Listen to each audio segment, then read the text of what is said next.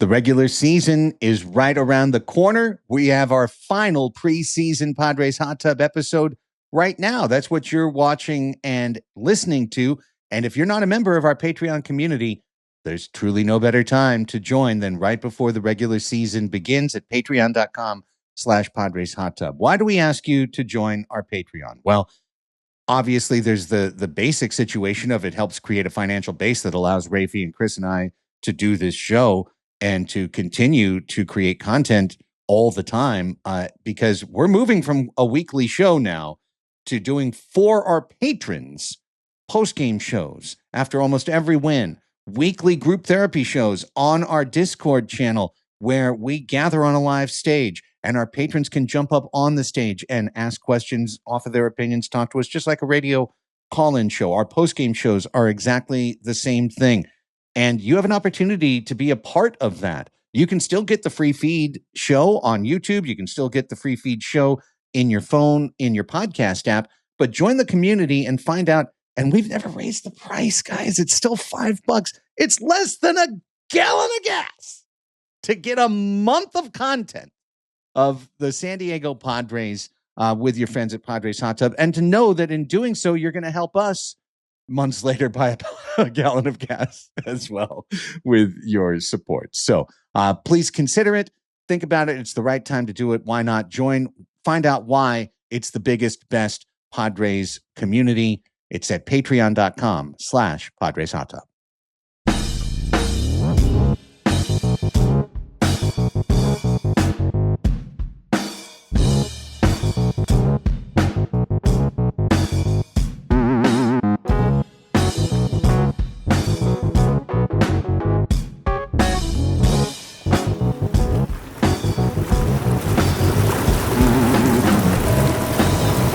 Padres Hot Tub, everybody. I'm Elsten, Chris Reed, Raphie Cantor. We have arrived. Our long journey through the winter and into the spring. It is now officially baseball season. We record this on Monday, March 23rd. And before we even get to the weekend, we're going to have two different San Diego Padres baseball results to chew on. The regular season is almost here, gentlemen. And you know what that means. We conclude our preseason trilogy of podcasts. We have gone dark.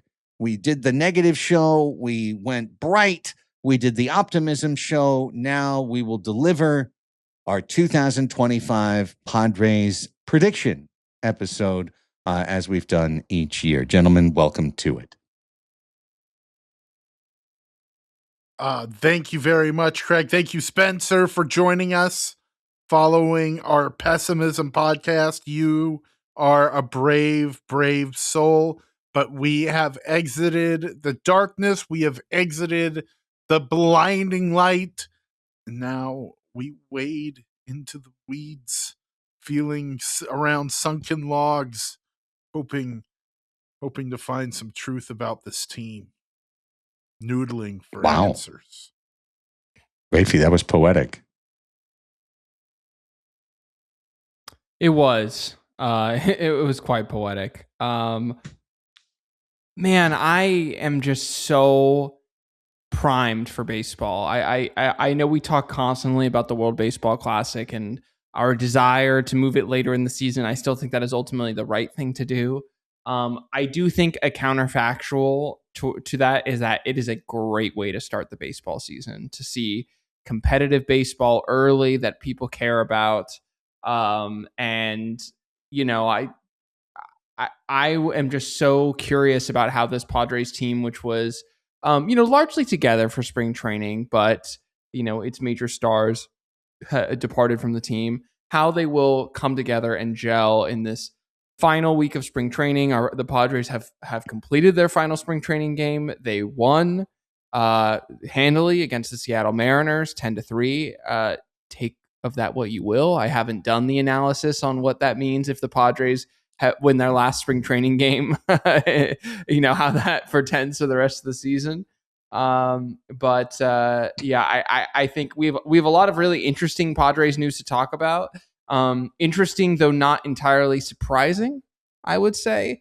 But I think it's going to tee us up very well to make our final predictions, Craig. All right, so here's how it's all going to work. If you heard the last two shows, you'll understand we're going to do the same thing. First, we're going to go through the Padres news of the week. Then we will get to the official prediction area, in which we will go around the horn, and each person, in whatever style they decide to do, will do their own world building to kind of come up with a world of the 2025 Padres season and how they see it, and how they see how it could possibly come out. And then we will wrap up with win totals. Each of us delivered a win total on the low end 2 weeks ago. Each of us delivered a win total on the high end last week. And this will be the official, quote unquote, official prediction. Just as a reminder, last year, I offered my official prediction, and then 17 games into the season, I officially said on the show, I'm changing it. And I'm revising it upward by 5 games because they started 14-3. I thought any team that starts 14-3 needs to win 90 games. And guess what they won? 90 games. Exactly. So we'll do that at the end of the show. First off, let's get to the final news of the week. Now, we'll start with a quick World Baseball Classic wrap-up. And I want to start with a quick mea culpa, which is that I think multiple times on last week's show, I said that Mason Miller was asked to pitch 6 outs in the semifinal. He pitched 6 outs, I think 9 outs total for Team USA, but it was a 9th inning appearance, and that was just a oopsie on my part. Didn't change, I think, in any of our minds the idea that we didn't want to see Mason Miller pitch in the WBC championship game. I certainly know a lot of Team USA fans and a lot of national paid to make takes baseball pundits and, first things first and all those hot take shows. A lot of them love to grab the hook of, why didn't Mark DeRosa use Mason Miller in the 9th? It was a tie game. He should have used it. And the answer, as Mark DeRosa said, was the Padres told him not to. The Padres said, if you have a save situation, you can use Mason Miller, and otherwise F off and go use some of those other dudes in your bullpen. And all I'm going to say is good on you, Craig Stammen. Good on you, AJ Preller. Sorry about it.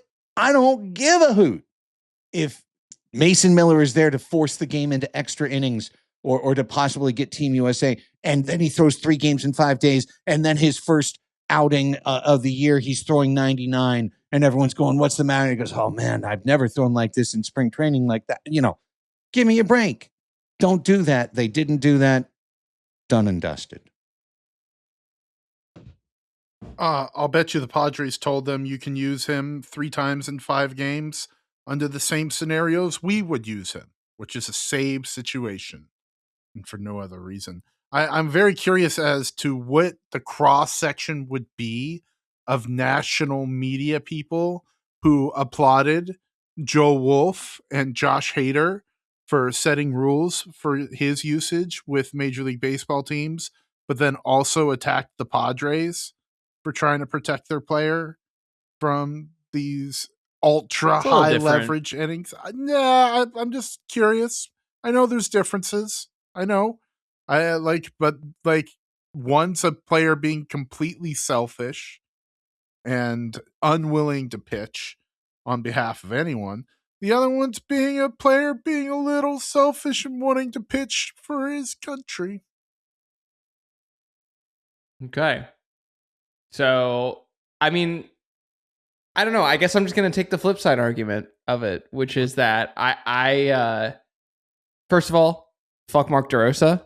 Why? What's wrong with Mark DeRosa? He's such a great analyst. One of the greatest master disaster classes I've ever seen of a managerial job. Someone who is probably underqualified to be in the position in the first place, just constantly shooting himself in the foot. And so it doesn't surprise me that I don't know that the Padres were singled out per se, because I know for a fact that there were other teams that were telling Mark DeRosa how to use their players. For some reason, it feels like the Padres are catching flack. And at the end of the day, like DeRosa and Mason Miller, like they could have done whatever they wanted to do because they have free will in those situations. And they could have said, screw you, it's USA, it's the baseball final, whatever. they opted not to do that. They also opted to throw the Padres under the bus as the reason why in the Monday morning quarterback sour grapes episode of the Team USA career. So I don't know, man. I think the hater thing is a little different because it's a labor versus team thing as opposed to World Baseball Classic per se. But I also think for Josh Hader, like a team's paying him to do a job. And I don't really know that these Team USA players are being paid outside of the shares that they receive. There's a WBC player pool. That's correct, right? Yeah, that's how they get paid. Is through that player pool, right? Yeah. Yeah. So I don't know, Craig. Did it bother you? In no way, shape, or form. I didn't want him to be there at all. Every team gave Team USA and Team Dominican Republic and Team anything, any major league team that lent one of their players out, gave them some sort of usage instructions. Now, in the case of a Manny Machado, it's, hey, play Manny Machado. We don't care, right? But in the case of pitchers, it's going to be, you can only use him in this circumstance. You can only pitch him in the way we would be pitching him at spring training if he wasn't at this tournament. And that is not to pitch him every other day, 3 times in a week, because you just don't do that building yourself up for a 6-month season at that stage of spring training halfway in. So usually you'd ask him to make like 1 back-to-back appearance in spring training just to show that you can do it. And again, the Red Sox had something for Garrett Whitlock, and the Cubs had something for whoever their guy was, except I'm sure Venezuela had some discussion about Daniel Palencia from the Cubs, but they let him pitch back-to-back days in that game. So literally, that tournament's over. Venezuela won. I was very happy with the final result. And Mason Miller's back, and hopefully he's healthy. And that's it for me. Hearing nothing, we move on. Walker Buehler has been named the 4th starter, and it appears that German Marquez is the 5th starter for the San Diego Padres. Nick Pivetta named the opening day starter. Michael King will start on Friday. Randy Vasquez will start on Saturday. The Padres and Tigers are off on Sunday? Is that? Yeah, it's so weird. Yeah. Hey, that's what one the hell? Camouflage day. Yeah. It's I believe like half of Major League Baseball is not playing on Sunday. It's a weird thing. Cool, because, the first Sunday of the Major League season, that should be a time for everyone to not, play. No, you don't want to watch baseball on a Sunday. Nobody does. Wanted to get out of the way of the big MLS Sunday night soccer match, huh? Yeah. Well, what I was gonna say is it to not go up against March Madness? Maybe like Elite 8, I guess, is happening on Sunday. Whatever. I don't know. It doesn't matter. They always cook in a weird off day in the first series. It's just weird. It's just goofy.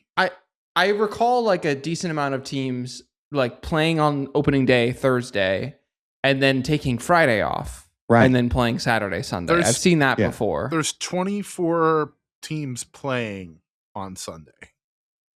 Okay, so it's just us, and then there's the Padres, and a couple others, and then 6 other ones that would not. Yeah, that's lame. But okay, baseball be lame. That's fine. Hey, but we get to play on Monday at 6:40. That's fun. Welcome in the Giants. That'll be Walker Buehler's first start for the San Diego Padres. Will be on Monday, and then Marquez will start on Tuesday. So I don't think either of these moves are at all unexpected. But do you guys have any feelings one way or another about these races sorting out essentially the way that the major league contracts would have told you they would have sorted out when they were handed out?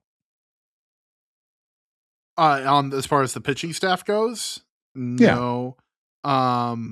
I want to see Walker Buehler get a big old bright gold glove, like his old stupid blue glove. That's what I want to see. I want to see him get that big old giant yellow gold glove, and I want to see him wear it. Walker. So there is another color that the Padres have in their color scheme. I don't know if you're aware, Chris. The Padres are yellow and brown, and it turns out they make a lot of gloves. That's a cheat. That's a cheap way out. I made that as a joke earlier. It's such a cheap way out. I want bright yellow, gold glove, gold cleats. Otherwise, Walker Buehler isn't really one of us. We're going to have to check his phones. We're going to have him under double secret probation. Make sure he's not WhatsApping with Dave Roberts. There's no signal giving out little lineup tips. Yeah, Walker Buehler sends Kevin Acee a signal chat with him and Dave Roberts and Andrew Friedman and Freddie Freeman. He left the reporter in the chat. The most fantastical part. The most fantastical part of what you're saying is that they would use any app other than iMessage. I don't believe that baseball players are capable of using anything except the traditional text messaging I'm pretty apps. sure Emmanuel Clase was still using the blue bubbles on iMessage when talking about when he was. He didn't have a Slack 100%. Channel for his telegraph pitches. No. What do you think the fantasy league that Tommy Pham was in when he slapped Jock Peterson? Was that a WhatsApp? Was that a group? I bet you that was a group text. But like there was one Android user, probably Tommy Pham. So always green. They were green text instead of blue. And then it's just that's why he slapped Jock Peterson. It was because maybe it was Jock who had the Android. And it was like, so every time someone laughed at a text, he was so pissed of getting the separate text. He was getting separate texts every time. And he's like, I got to fucking tell this guy. Can't take it anymore. Well, Rafy, what are your thoughts on Buehler? I know there was a good write-up in Fangraphs. He's going to use his sweeper a lot more. He's throwing, 93 or whatever. But he's tried to get around the bend in terms of remaking himself and getting away from his power pitcher profile. He's a pitcher, not a thrower. Yeah, I don't know, man. Like the tricky thing about that article, which was written by Michael Bauman, very interesting. I think it's much more useful in terms of talking about Walker Buehler's past performance than it is to look at what he did in spring training, because it's just small sample size theater. You can hum and haw about a pitcher's velocity being down in spring training. But at the end of the day, it's spring training. They're ramping up. They don't want to be giving their all. Same thing goes for usage. One of the things that was noted by Michael Bauman is that, he stopped throwing his fastball as much towards the end of last season because it was just getting absolutely hammered. Now he's basically become like a mini Yu Darvish in that he has 7 pitches and he threw all of them in spring training around 12 to 16% of the time. So you can look at that as that's just a pitcher who's trying to use his arsenal as much as possible in practice games, or you can say this is a guy who's really trying to change things up. And this is what Ruben Niebla essentially imagines for the new and maybe not improved but different Walker Buehler is, hey, he doesn't have the overpowering stuff he used to. I mean, one of the things that was noted in the article is that he's way less arm side movement on his fastball. He has, way less run. And so, that was one of the things that made his pitch so effective. His fastball back in 2021 had much higher spin than he's seeing now, 250 RPMs. Who's to say if that was a sticky stuff aided thing or not? But he, has certainly seen his pitch shapes change over the years. And so, Ruben Niebla might be thinking, hey, the way I make this guy last is if I really commit to the hitters do not know what is coming. And, just being a junk merchant, but in the best possible way. Walker Buehler this season will be 31 and 32 years old. He turns 32 on July 28th. He's had Tommy John surgery 2 times. He's going to have to reinvent himself in the back half of his career no matter what. But I just think that the 2 Tommy Johns, exacerbates and motivates making those changes soon. And I think Ruben Niebla is the pitching coach to do it. So, I think the thing I'm the most intrigued by is his sweeper. He threw his sweeper just 6.7% of the time last season, and he's thrown it 16.7% of the time in spring training. But the pitch shape has changed dramatically. It is dropping a little bit more, and it's moving horizontally a little bit less. So instead of having a more horizontal movement, it's having a little bit more of a vertical movement. And I would have to imagine that is intentional. That is something that Ruben Niebla sees in Walker Buehler, and wanting him to sport both a slider and a sweeper is clearly something that's intentional. So I don't know. Well, I'll save the rest of my Buehler talk for the prediction side of this. Okay, that makes sense. Yeah, I thought Walker Buehler was going to make this team back when we did our French guys draft, back when we did our starting rotation predictions at the very beginning of spring training. I think we all put Buehler as the most likely candidate to make the rotation, and he made it. Herman Marquez making drafted it, I think, in our fringe draft. Indeed, you did. Auction. You bid for him and won. Yeah. I think Marquez's inclusion was a lock the second that they hired Bud Black. I mean, I feel like it was almost a package deal. Like Buddy came in and said, "Listen, let me tell you, Marquez, and he'll be the 5th starter, and we'll see." As a reminder, the Padres had Kyle Hart as their 5th starter at the beginning of last year, and he made like 5 starts, and then they moved on. So who starts the year in the rotation isn't a guarantee that they're going to be in the rotation any longer than a month or so. And we'll see how the month of April does for these guys. Do you boys know who our spring training innings leader was this spring training? Ooh. It's the same person. Was it Buehler? Who was the team leader in...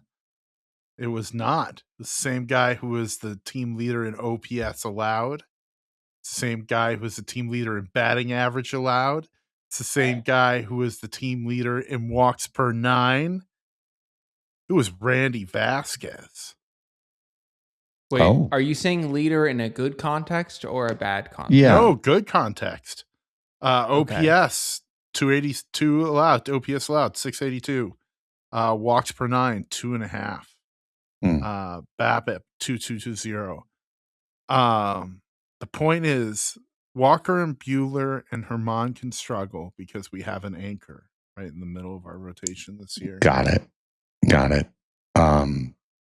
That's why I don't worry. Okay. Jose Leclerc was signed to a minor league deal. What's up with that? I guess El Paso needs a closer. Yeah. He's had his moments with Texas, man. I mean, I don't see the Jose Leclerc signing as being any different in thought process with the Marco Gonzalez signing. Yeah. Which is like, hey, this guy was good 7 years ago. And maybe we can recapture some of that spark. He only threw 9 innings last year, I have to assume because of injury. So, maybe he's feeling better. Again, he's going to Jose Leclerc, given the fact that he just signed today, I would say that maybe he ends up as the closer in El Paso, but I have to imagine he's going to be in Peoria until at least the end of April, beginning of May. He was before out. He sees any sort of almost all of last year with a shoulder injury. Yeah. So it's another lottery ticket in AJ Preller's very thick stack of lottery ticket. He must have a booklet at this point. But just takes one of those to pay off for it to be very cool. And last on our list of little things, Sungmoon Song is going to start the year on the injured list for San Diego. He will. He's back to doing baseball activities in Peoria, but I think it's fair to say you probably won't see him for a month, somewhere around a month, and maybe less, but in all likelihood, given where he is and that he's not really playing, probably around a month. Also, by the way, not for nothing, give Sungmoon Song a chance to hit some AAA pitching, and it's almost like optioning him without optioning him to give him some rehab time. And that allowed the team to keep Ty France and to put Ty France on the roster for opening day, as opposed to trying to ask him to accept a minor league assignment, which I kind of felt was their game plan when they brought him into camp, was to see if they could convince him to stick around in AAA in case Castellanos, flamed out, or Andujar flamed out, or somebody got injured. But instead, France has shown, and they played him at second base the last couple of days. He's got enough, he can squeak out enough positional versatility. He's not good at it, but you can play him there. Not well, but you could play him there. So, but France is definitely the best defensive first baseman that the San Diego Padres have. He's a good on base guy. He's a soft on base guy, kind of soft skills player, which for a corner infielder isn't amazing. But I'm not mad at Ty France making this roster. I mean, I believe he will be significantly more useful than Connor Joe. 100%. Oh wow, jinx. I'm first of all, let me just say, I'm so stoked Ty France is on this team. I think he deserved to make it based on the way he was playing in spring training this year. B, it's just a cool, fun, good story. It seems like he's been really close with guys in the clubhouse, maintained a lot of those relationships for when he was originally on the team. He's an Aztec for life, and it's just I just think it's a good, cool, fun thing that Ty France is on this team. Here is the part about it that makes me nervous. And none of this is Ty France's fault. Sungmoon Song going down with an injury is all of a sudden like a really sort of big hit to the middle infield depth of this team. Because it's Bogaerts and Cronenworth. And, really, they're kind of backing each other up at their positions in a way. I think probably Bogaerts is the person I'd rather have at second base if Cronenworth isn't playing in the game more than anyone, but that won't happen because he has to play shortstop because we don't really have another shortstop. It's also probably not really all that fair to say that Jake Cronenworth is a great backup shortstop when he's barely played the position in the major leagues. He's done it. I'll bet you Ty France is as good of a second baseman as Jake Cronenworth is a shortstop. I that's actually a really good question. I don't even know how to quantify that. But I just think it makes me nervous. It just makes me nervous because it means that, again, God forbid anything were to happen to Jake or to Xander, you have to have Mason McCoy on the team. You have to. Yes. And you have to be playing Mason McCoy every day that one of those guys isn't there. Sub 500 OPS in spring training, Mason McCoy. Yeah. So, again, this team who put together all these lottery ticket picks, and it's like, oh, wow, we've got all this kind of sneaky depth. We do in a lot of places, but, I mean, middle infield... Up the guts, period, Rafy. Freddie Fermin's backup is Luis Camposano. Jackson Merrill's backup is center field. We'll get more into it in the predictions episode, but up the middle, the belly of this team has to stay healthy. Yeah. Yeah. And I do wonder if in any one of those situations where, they need help at shortstop, if they would put Tatis there on a temporary basis. He, had some reports that he was taking infield grounders at certain points of the spring. And he honestly might be the second best shortstop on this team, if we're being real. So it's just food for thought. He's probably better than Jackson Merrill. That's where it goes. That's where my mind immediately goes between the two of them. It's the real question. That's why I wanted to see a little bit better of a spring out of Francisco Acuna, even though he did okay. Nowhere near an argument to make the team. And why I wanted to see Jace Bowen do a little bit better, because he's also a competent center field guy. And with Bryce in center field, and if you can imagine Ty France starting the game at second base, Ty France is also. Wait, I might be misremembering, but Ty France is right-handed.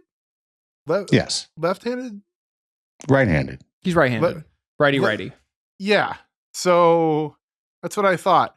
It makes it tough. It gives you a real stacked lineup of righties. If Jake goes down now that Sungwoon Son is gone.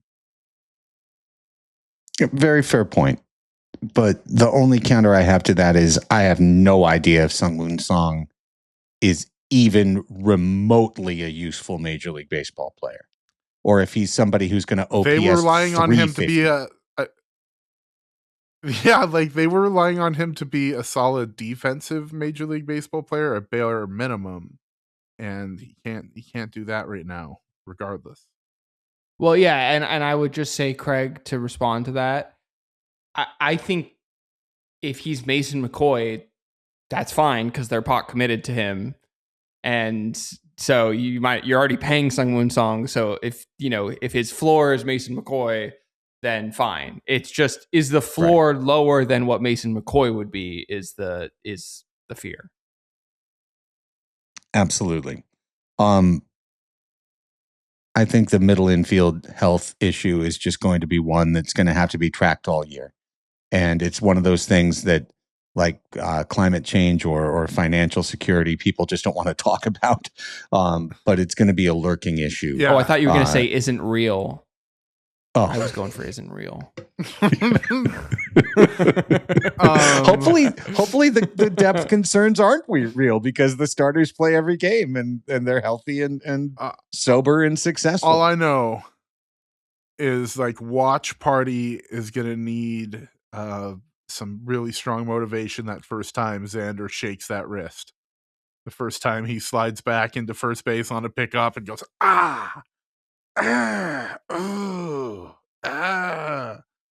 Watch Party. Just instant. Don't you dare. Dumpster fire. Don't you dare. I mean, that's an eventuality. I hereby predict Xander will shake his wrist this year and we will over worry about it. Fair enough. I hereby agree. We will over worry about it. Okay. That's it for the news. They've closed the camp. Everyone's heading back to San Diego. Thursday afternoon at 1:00, Tarek Skubal will be on the mound and baseball will begin. And by the way, Tarek Skubal will be on the mound. So if the Padres don't win the opener, everyone's going to freak out, but they are going to have to face the best pitcher in the league to start the year. So we'll see how that plays.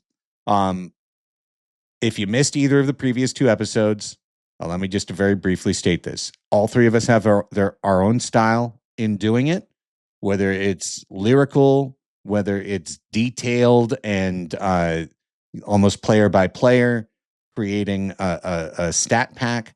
What I've done each of the last 2 weeks is I've come up with basically 4 world building points. But each one of us will build our narrative here. And then when we're done with that, we'll come back and we'll put our final numbers on the board. So who would like to start first on the predictions episode? Did we agree to a rotation? Me? I think it's Chris, Rafy, Craig. Yes, okay. I believe that is it, because I have not let off yet, but I've closed and I've been the middle relief guy. So I will open up, and I'm going to open up at the smallest of my predictions because we were just there. The Tarek Skubal game is going to set the tone. It is the first day back. It is this guys coming together and playing meaningful baseball with San Diego on their chest for the first time this season. We didn't talk about the City Connect leagues, but we're not going to because we're professional. That's why we're the best in the business. I digress. I don't think Tarek Skubal is going to pitch 5 innings, boys. Day games at Petco Park are just different. They're different. The Marines, they're gone. They can't layer up. Why did something happen? No, not to my knowledge yet, Rafy. But I know they're no longer there. They're not at PB on Friday nights currently. And Skubal, I think, is going to give up a couple home runs. His pitch count is going to go up, and I don't think he gets through 5 innings of ball at Petco Park. That's my least bold prediction, but that's what I think is going to happen. Let's get more into the macro, my friends.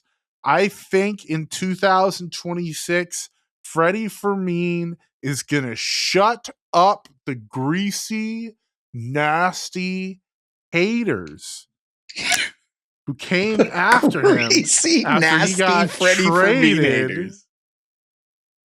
I said greasy, not crazy. I'm not questioning anybody. Greasy. Yeah, no, greasy, obviously. I'm greasy. saying they need a shower. Oh, okay. Yeah. I'm saying you need to clean yourselves up. Every year of his career, Freddie Fermin has had at least one torrid month during his campaign. And Padres fans haven't gotten to see that yet. He did that last year in June, timing it perfectly for the Royals to send him to us for a couple of AAA pitchers, as it turns out. And Padres will get their first look at the filthy month of Freddie this year, and we're going to stop talking about Omaha Storm Chasers legend Ryan Bergert. I think Freddie finishes the year with around his career average 92 OPS plus. And Padres fans are absolutely thrilled about it because they need stability at the catcher.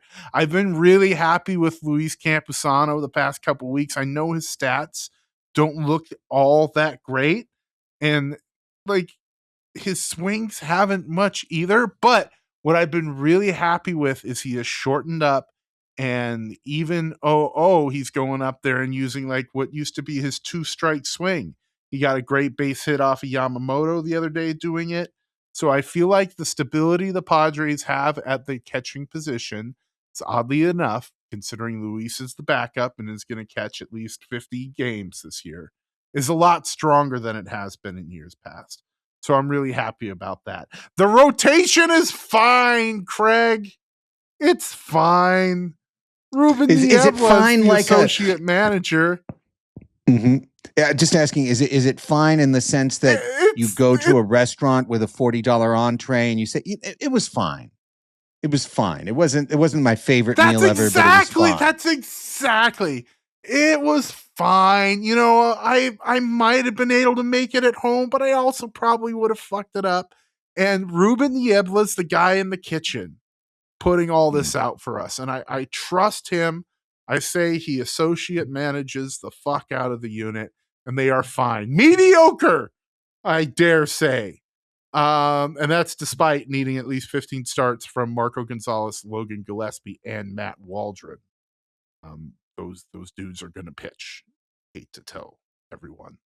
The bullpen's great, and that's not going to change. That leads me to where I'm going once we give all our total numbers.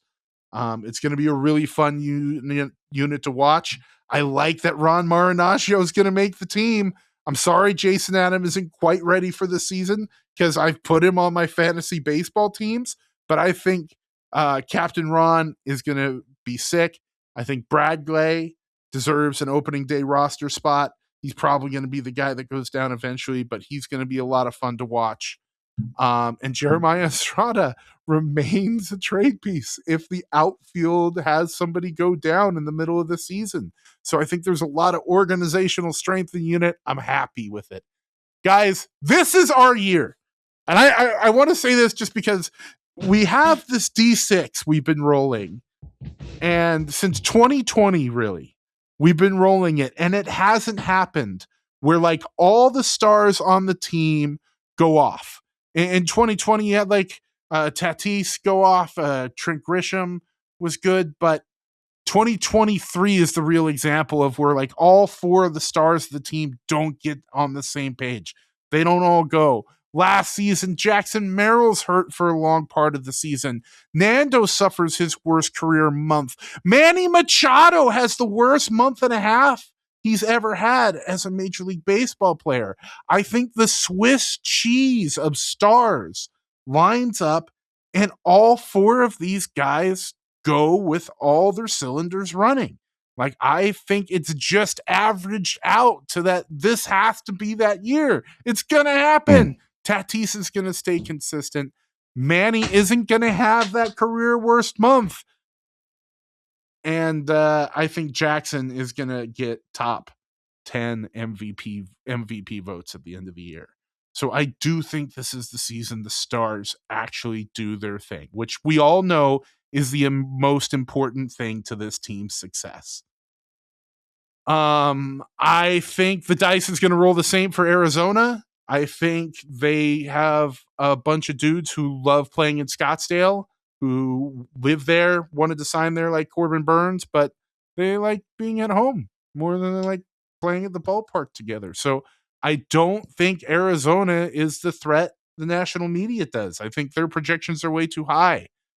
I predict the same ratio as last year as for the Colorado LA ratio that Craig famously brought up, I believe 3 seasons ago. No, or maybe it was 2 where you started. This of course being losses versus Colorado compared to wins versus Los Angeles. I think the Padres are going to be equally successful this year. I don't see much about that changing. The Giants, I think they might play a little bit better. I think they're going to be a little bit better than they were. I don't know. I mean, it's just the college coach in me. But all in all, I think the engine of this club is going to purr this season. I think the rotation's going to be fine. And I think we're all going to like Freddie Fermin a whole lot more once the season's over. Love it. Right. Chris's world has been built onto Rafie's. All right. So let me just start off with a boilerplate. I need to say this. I am a fan of the San Diego Padres. I am praying for the team's success. Oh no. What? No, this isn't. No. It's because I feel like I just spit all over Ted Leitner. Uncle Teddy. I'm in a surrender code for all the people listening and not watching. I need everyone to take a deep breath. I'm not predicting calamity. I'm not predicting death and destruction. But what I'm saying is I love our Discord and I love our Patreon community so much. And inevitably, I will predict something, especially someone not doing well. And then that person will do good. And then it will be like, let's all dunk on Rafie or Craig or Chris. And I just think it's like, it needs to be the boilerplate of like, we all want the team to do well. And if we predict anything, it's like, that's not necessarily what we want. Okay. And so I just want to say that out front. Disclaimer, Rafie, I have to disclaim that I have to put my monitor down to wipe up my screen because it is covered in how you started this. It is covered in water. Oh my gosh. So why don't we start with the good stuff? And I will just say that my headline for this team is that this is an incredibly uneven team. That doesn't mean bad. Bad and uneven are different things. I just think the team is uneven. It's like a rustic focaccia bread that's kind of like, it's got the dimples and it's like misshapen, but you bite into it and you're like, this is really good. Like, I love it. Like, Chris keeps talking, but is muted, so I don't know what he's saying. I can only assume he's going, Mamma mia, focaccia. He's still cleaning his computer, is what he's doing. So on the good side, I think Nando and Merrill are fully back. I think Jackson Merrill having an injury, rattled season last year. Lest we forget that one of those injuries that he had was a concussion, and sort of, maybe threw off some of that brain chemistry. But I think Nando coming off an excellent performance for the DR in the World Baseball Classic. I think Merrill putting together a healthy spring. I think that center field and right field are going to be incredibly excellent defensively, and I think that they're both going to be stalwarts in the lineup. I think they will be our two best hitters. I think Manny Machado will have a good year. I think that the trends that he made in the wrong direction for defense will regress a little bit back to the mean. I don't think that he's going to be the former ought to have been Gold Glover that he once was, but I do think that he will have a better year defensively. And I also think that he will hit more home runs than last year. I will just say that now. I think that the best sort of trending player relative to what we might expect them to be is I think Gavin Sheets is going to continue to be quite good. I think he's going to really still be found money for the San Diego Padres this year. I don't know if that's going to be at first base or a designated hitter. I'm sure it's going to be some sort of combination of the two. But I think that his performance at the plate is going to continue to be stellar. I think that Xander Bogaerts and Jake Cronenworth will be fine. I think they will be fine. I think we know who they are. I don't think Xander Bogaerts is all of a sudden going to hit 24 home runs. I just don't. I think he'll hit 15. And I think he'll be fine in the field. He probably won't be as good as he was last year. He was truly superlatively good, and I want to continue giving him credit. And I don't think he's going to turn into a disaster.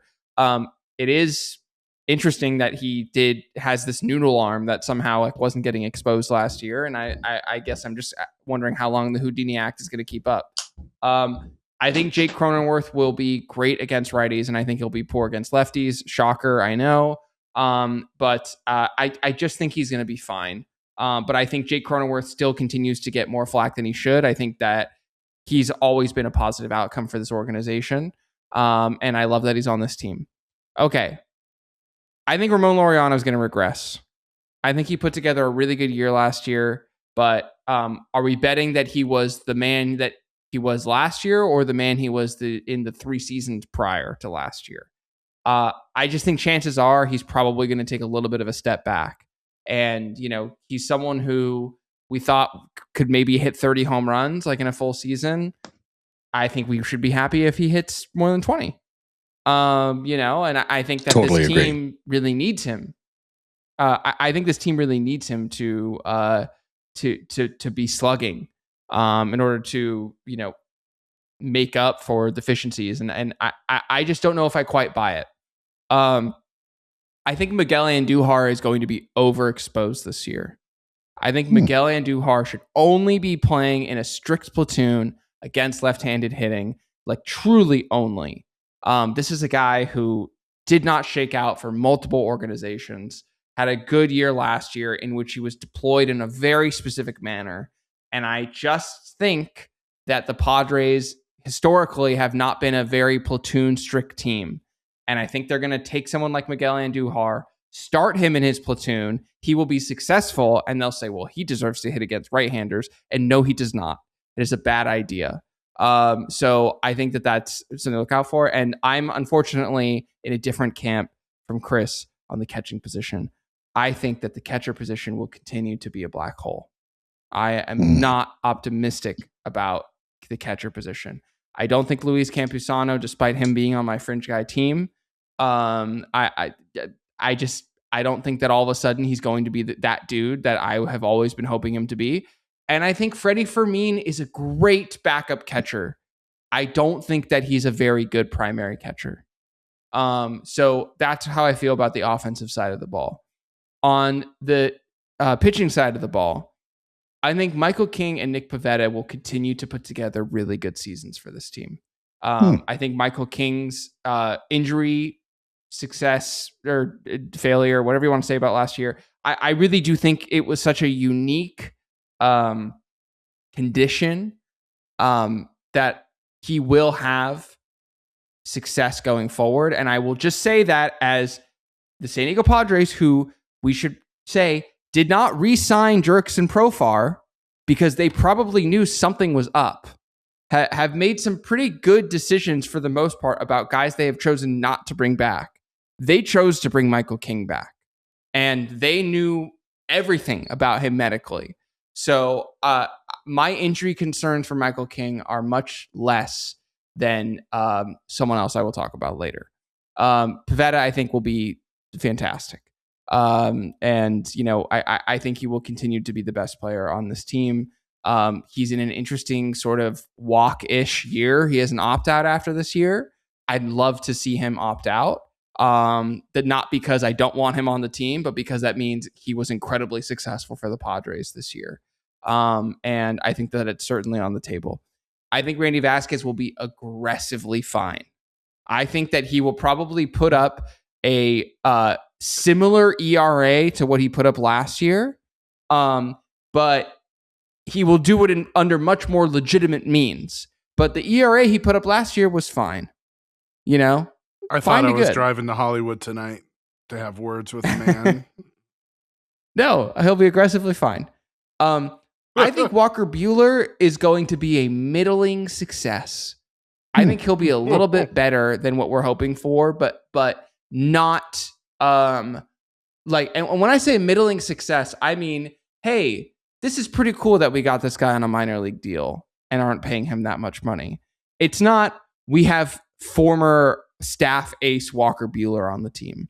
I think he's going to be a 4-starter on this team, and he'll probably be like a solid 4 to maybe 5 who puts up like 120 solid innings that anyone could be proud of. And I think that that's a great outcome for a guy that you're picking up literally off the trash heap. Here's the thing. I am selling my Joe Musgrove stock aggressively. Wow. The lazy river pool at Saquon, it is down to a trickle. Oh, no. Okay. I have really no faith in Joe Musgrove as a pitcher for the Padres this year. I think that the way that we know Joe Musgrove, and he is a man who pushes and pushes and pushes and is hungry, and he's a dog, and it's why we loved watching him pitch in the playoffs. It's why we loved watching him throw the first Padres no-hitter.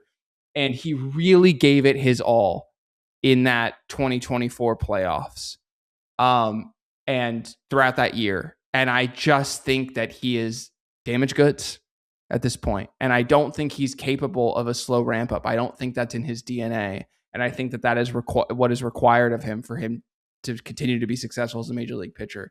I think if Joe Musgrove does throw innings this year, I think he'll have north of a 5 ERA. And I don't think he'll throw more than 100 innings this year for the Padres.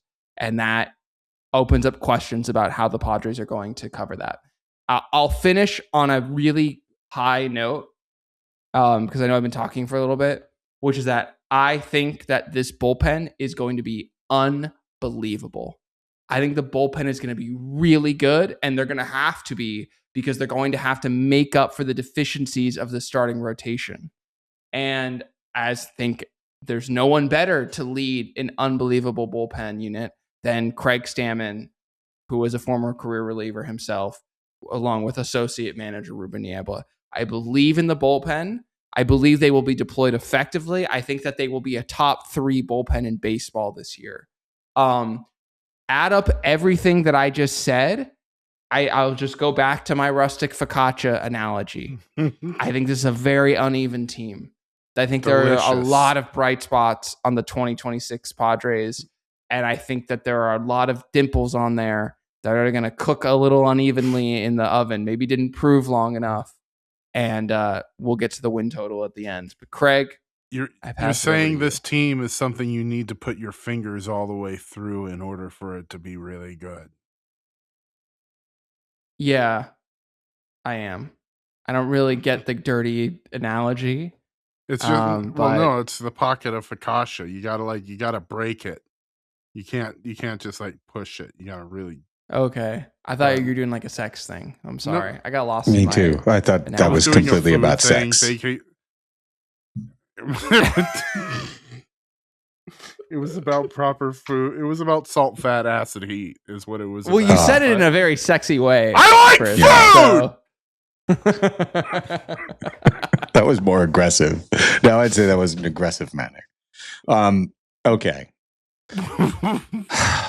In some ways, I see things similarly to Rafie. So the way just like I did in the last two shows, I have 4 bullet points of a world building. I'm going to pair each one with a bold prediction, or maybe not so bold prediction, depending on your point of view. And I've got one other thing that I wanted to look at, and that's how I'm going to do this. Okay, so the offense is good. The Padres put together a top 12 offense in Major League Baseball in 2026. The offense is led by, bold prediction, somewhat boring because it's somewhat mirroring Rafie, but it is led by all-star starters Fernando Tatis Jr. and Jackson Merrill. They get 2 starting outfielders in the National League lineup for the Midsummer Classic. That's how good they are. Rafie said they're the 2 best hitters. I agree.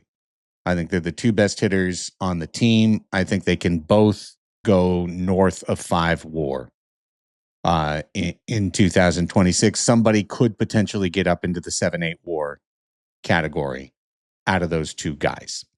But I think overall the offense is going to be steadier than last year. I don't see Andahar the same way as you. I think Andahar helps the team. I think he's the right kind of hitter for the team, and he repeats something around a 300 average again and provides some pop and some spark off the bench occasionally, and does, in fact, wind up playing, getting like 300-ish at-bats and getting some at-bats against right-handers and isn't a sieve against righties, hits them just fine. I think he, in doing so, makes up for probably some wobbles along the way from Nick Castellanos. Nick Castellanos, if you have him on your team, any Nick Castellanos almost any year is going to have some 3 for 42 in there with 18 strikeouts, and when that cold patch comes, they can slap in an Andahar and get better. I agree, though, and do see Gavin Sheets the same way. I think Sheets just puts up another 250-ish, 15 to 20 homers, good slug, solid. Cronenworth, solid. Bogarts is Bogarts. I think Manny gets off to his classic slow start. I mean, I'm just so used to it now with Manny. I think in the middle of May, everyone thinks Manny's cooked, and the end of the year, Manny does Manny. And so that, I just kind of see that being the same way. But I think the offense is good for the Padres this year, a little better than people on the outside think. I think the bullpen is very good. My bold prediction is that Mason Miller has the single best relief season in Padres history. He annihilates Trevor's numbers. Just how do you define that? He has like a 48% strikeout rate. Like he has some. I did this for the Josh stupidest Hader strikeout rate ever in 2023, and the reaction was vehemently that I was the craziest person in podcast history. And how did that turn out? People who listen, about right. Yeah, you were crazy. Mason Miller is untouchable. Yeah. Did Josh Hader beat Trevor Hoffman's numbers in 2023? I didn't care. I hated him so much by July, Got Craig. It. Yeah, no worries. He didn't. No, Mason Miller's going to have just an incredible... everyone talks about Mason Miller. That's my thought. It's like Mason Miller, by the end of the year, he's just like, oh my God, this guy. The numbers that we're here. He's faced 80 batters and he's struck out 65 of them. Just stupid, ridiculous effectiveness. And because of that, everyone else has a role. Everything works well. The Padres bullpen is just dynamite. The rotation is not good. Top to bottom, start to finish, no one gets out unscathed. Nick Pivetta regresses by a full run in his ERA. Joe Musgrove doesn't appear in a game until after June and is on the injured list 4 starts later. And you get a grand total of like 40 innings in this particular world I'm building from Joe Musgrove. Michael King, 140 innings. He's in and out of the rotation. He spends 2 different stints on the injured list. He has 2 different games that he gives up 3 or 4 home runs in a game. And people think he's horrible. He has, 4 or 5 7-inning shutout games. I'm going to continue. By May, it's going to be aggressively fine, Craig. By May, the 4th and 5th starters of the San Diego Padres are Griffin Canning and Matt Waldron. Both of these cats just flame out. It just doesn't work. Buehler doesn't work. Marquez doesn't work at all. Buehler gets hurt again. Oh, he threw his sweeper too much. Now his shoulder hurts. But Waldron's actually good. Randy Vasquez. Vasquez leads the team and starts in innings. Randy Vasquez leads the team and starts in innings in this world. I'm not going to put anything else on it. The rotation is just not good. They pitch to a 4.7, 4.8 ERA as a unit. I am Luke Skywalker hanging on to the pole, screaming no, because in last year's predictions episode, Craig said that Yu Darvish would pitch the last innings of his career in the 2025 season. He said that his delay would be pushed. I think you said to May, and it wound up being July. But you almost exactly nailed the end of Yu Darvish's career as a Padre on last year's prediction episode. So I let it not be true. Fair enough. I think that the offense is better than expected. I think that the bullpen is as good as any in baseball, led by one of the most dominant, if not the dominant performance in the history of the Padres bullpen since 1969. And I think that all spackles over a rotation that's just a thorn in the side of first-year manager Craig Stammen from start to finish. Just issues from every single guy at some point along the way that keeps this from being a 97-win team. Because I think that it's got, in this world I'm building, the offense and the bullpen of a 97-win team and the starting staff of a 75-win team. And that's how the team comes together.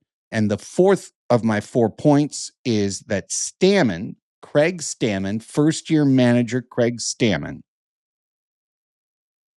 is better and an improvement over Mr. Guaranteed 90 wins, Mike Shildt. That he is the synthesizer. Sorry. I was just going to ask, what is your metric for that? What does better mean? That he is holistically, let me use one of Mike's favorite words, Mike Shildt, that he is holistically a better fit for the team and for its ability to progress through the 6 months of the season than his predecessor. That he has his thumb on the pulse of the clubhouse in a way that his predecessor did not. That he is more daring and dynamic as a manager than Mike Shildt was willing to be. That he's willing to take his superstar players and move them around or talk to them or walk through the clubhouse, for God's sake. That he has the respect, that his instincts are good, that sure, he makes some first-year managerial mistakes along the way, but he's generally an excellent handler of the pitching staff because he's got the best guy, Ruben Niebla, and he's humble enough and has a lack of ego enough that he allows the great coaches around him to do everything that they can do to the best extent that they can. The coaching staff, which used to feel bullied in their room, feels freed, and it creates a looseness that allows the club to get over itself in a way that it only did in spurts in 2025 and only did in the second half in 2024. Overall, Stammen has a really good first year as manager. And the last thing I was going to bring up is that each year since the Seidler spending spree, the way that the Padres come into the year is with their guaranteed long-term contracts, the trades they make, the major assets that they purchase by trade, before Cease, now Miller, and then their collection of low-priced cast-offs and lottery tickets.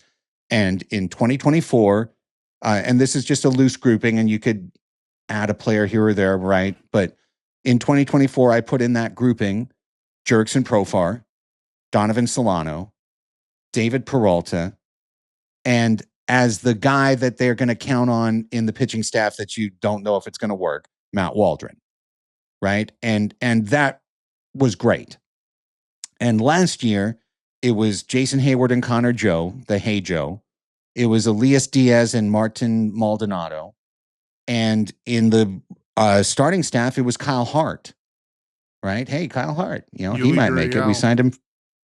And Yuli Gurriel. That's a great point, too.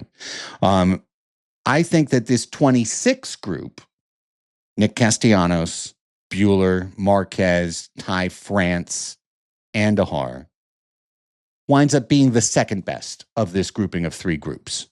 I think it winds up being better than last year, but not as good as 24. 24 was, crazy good. And I don't think Buehler or Marquez is particularly great. So I think Castellanos winds up being a decent full-time, stays here all year.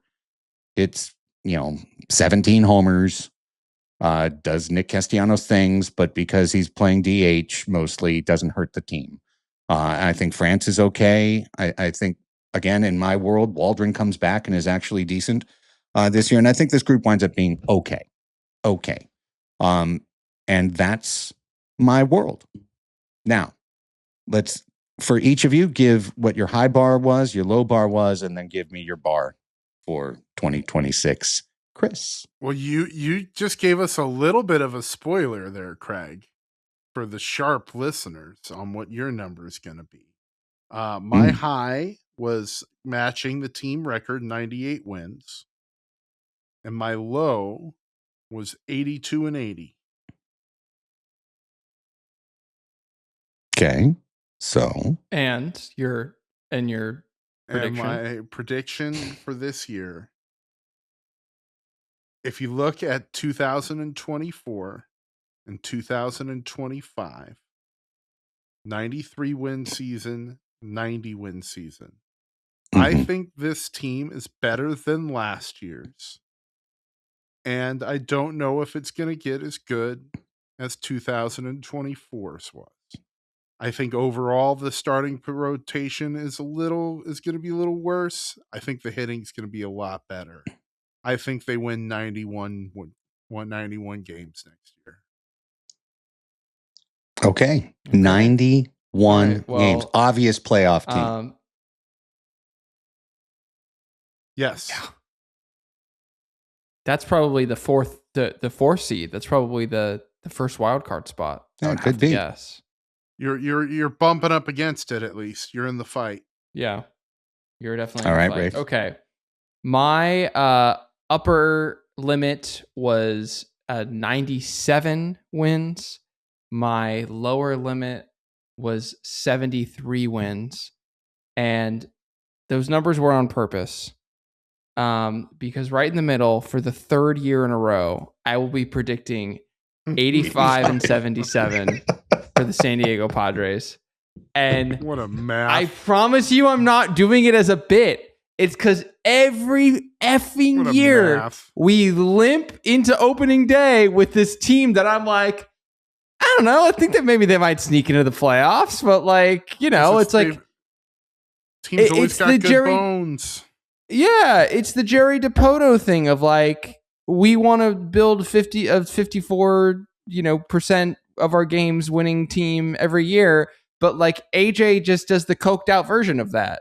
Like I feel like Jerry DiPoto is like incredibly deliberate, but AJ, given the constraints that he has with the massive contracts and the unclear ownership situation, which by the way, that didn't come up in our predictions pause at all, but that could have a bearing and an effect on this year's team is if they get a very rich and very pot committed owner, could that be showing up in the deadline in some way? Who's to say? But I don't know, man. I just think that I like I said, rustic focaccia, 85 wins. Some parts are going to be good. Some parts are going to be bad. Maybe they'll sneak into the playoffs. Craig? Oh, focaccia is good. My low bar was 74 wins for the Padres. My high bar was 94 wins for the Padres, which means my median should be 84 wins for the Padres. However, I'm going to plus that 2, and I'm going to put 86 and 76 down as my prediction.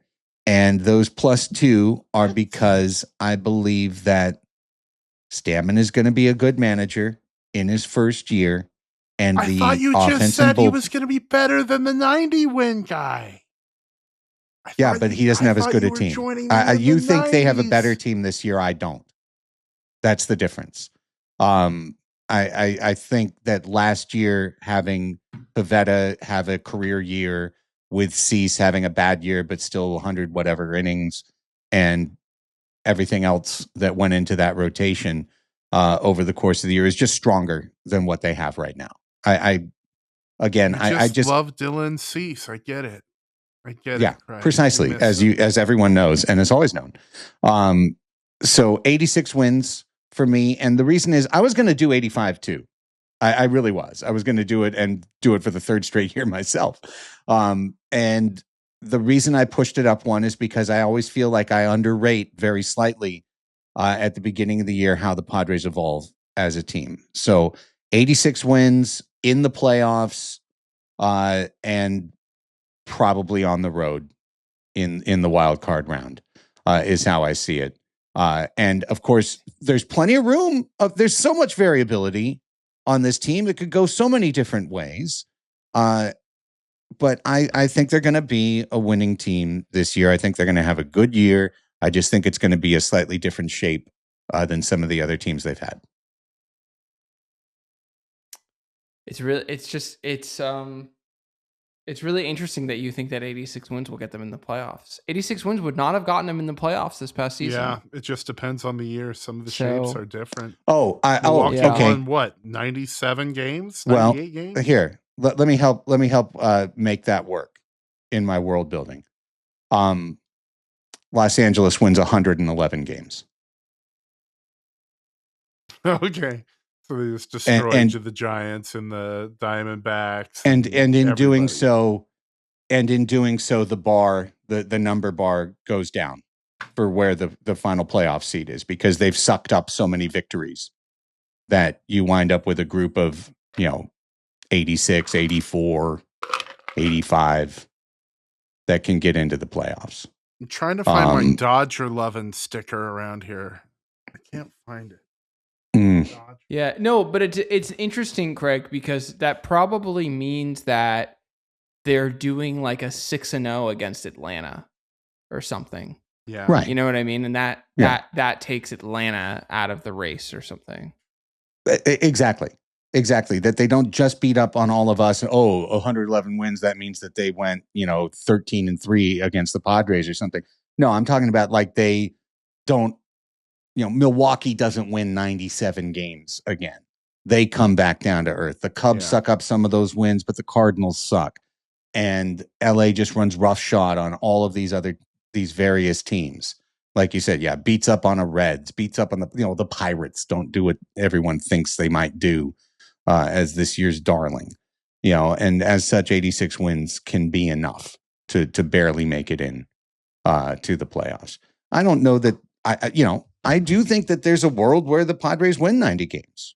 Again, there certainly is. I think there's a world where they don't make it to 500 as a team. And I think if that happens, injuries play a giant part in the story along the way. An injured Padres team, especially in specific positions, is in real trouble this year. But that can be said of almost every team in Major League Baseball except for Los Angeles, which could take 14 separate injuries and still make the playoffs, as they've proven, because I think they actually did that last year.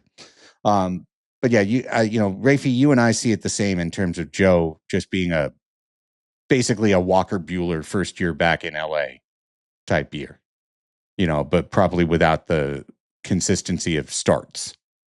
And honestly, part of the reason I can put them at that record is I'm tamping down in my world building Joe's negative influence on the rotation, as opposed to like 130 innings of 5.6 ERA baseball. You get Griffin Canning actually being pretty good for the San Diego Padres. You get Matt Waldron throwing an 8-start stretch where he has an ERA of 3.5. Stuff like that. I think there's some room for JP Sears to come up and make 5 or 6 decent starts over the course of the year. I think some of the lesser heralded names can do okay. And I think some of the better names on this team are not going to do as well as we wish. That's just the way I'm going to throw it out there. I do think the starting pitching is to be something concerned about and expect it to be not as good as last year. And it wasn't great last year. Which I'm trying to factor in. We'll see. Like, that's part of what I'm trying to factor in is like they did this last year with Dylan Cease pitching to an almost 5 ERA. So how can they win games in a similar circumstance? I think they can. All right, there it is. But here's the thing. They are going to run out onto Petco Park one day this year in brand new City Connects. And they are going to look fine. And that is why they will win 91 games. Well, I'm rooting for your pick. They're going to look great, which I don't think they will. Now, all of a sudden, I don't think they will. They would have won 93. I'll close this by I'll close. love you. I'm going to close this by restating kind of what Rafie said at the start in a different way. Our dream is that they go 150-12. Okay, when I think all of us agree that we are more invested in the Padres being successful than we are in any one of us being correct. And while that may seem like a very simple idea, I think in the world of hot takes and 21st century online discussion and podcasting, it's not. I think a lot of people are actually more concerned with their being correct about a prediction. I was right. It's like the ultimate white male thing is just to be, I'm right. And I don't care if I'm right. They've overperformed my 85 by 7 and 5 games each of the last 2 years. I hope they outperform my 86 by 5 games and get to 91. If they win 100, I'm not going to be like, boy, well, I thought they were going to win 86, so I don't believe in it. There's none of that. We all want the Padres to be as successful as possible. We all did a version of this where they go deep in the playoffs in last week's Optimism episode, all the way to winning the whole thing. So that's where our dreams are. Our concerns were listed. And here we are building a world where, in all 3 of our opinions, they're a winning team again in 2026. The question is, how much of a winning team? And is it enough to make it? Dear listener, the rest is up to them.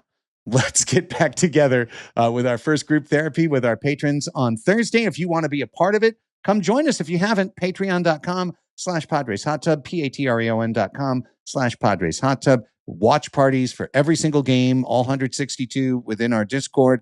Post-game shows after almost every win. We did about 90 post-game shows last year. I bet we do around 100 or even more this year. as we go through another season of Padres baseball. It's amazing to have you here. If you're watching our YouTube show, and you can hit us that thumbs up button, hit the subscribe button as well on the way out. That's deeply appreciated. If you're listening to the free podcast feed and you can offer a 5-star rating or a kind review, awesome by you. Until next time, for Chris Reed, Raphie Cantor, I'm Craig Elsten. Baseball's next. Go Padres.